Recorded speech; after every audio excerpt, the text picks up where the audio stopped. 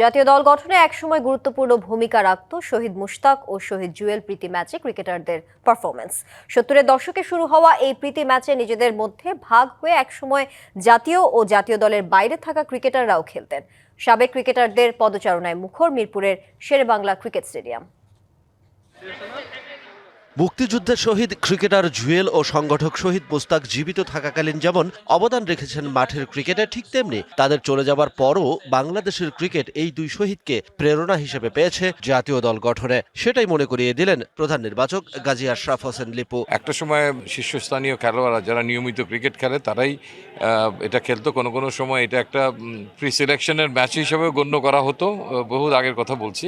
Cricketer শহীদ আব্দুল হালিম চৌধুরী জুয়েল বীর Vikram, cricket সংগঠক শহীদ Mushtaq Ahmed. Cricket অঙ্গনের এই দুই বীর শহীদের প্রতি শ্রদ্ধা নিবেদনের জন্য প্রতি বছর বিজয় দিবসে শহীদ মুশতাক ও শহীদ জুয়েলের নামে ভাগ হয়ে প্রীতি ম্যাচ খেলে আসছেন সাবেক ক্রিকেটাররা, যেখানে উপস্থিত থাকেন শহীদ পরিবারের সদস্যরাও। জুয়েল মামার একটা প্রতিকৃতি যদি মাঠে থাকতো তাহলে একটু বেটার হতো, যে চিনতে পারতো লোকজন মামাকে। ক্রিকেটার হিসেবে তো মামাই প্রথম দেশের জন্য একজন মুক্তিযুদ্ধ করেছেন।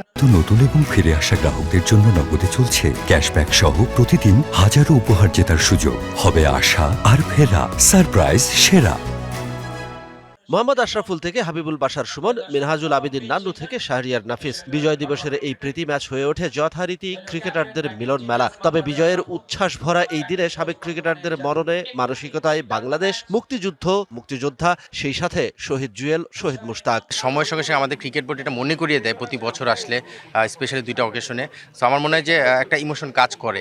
এই দুইজন শহীদকে আমরা যথেষ্টভাবে সম্মান জানাই। এই সম্মানের জন্যই কিন্তু আজকে এই খেলার মাধ্যমে আর কি তাদেরকে আমাদের মধ্যে যেহেতু জীবিত নাই তারপরেও জীবিত রাখা হয় আর কি। আমরা এই দিনটা থেকে বাড়ি বাড়ি অনুপ্রেরণা নিই। আমরা চেষ্টা করব বাংলাদেশকে সাফল্যের সর্বোচ্চ শিখরে নিয়ে যাওয়ার।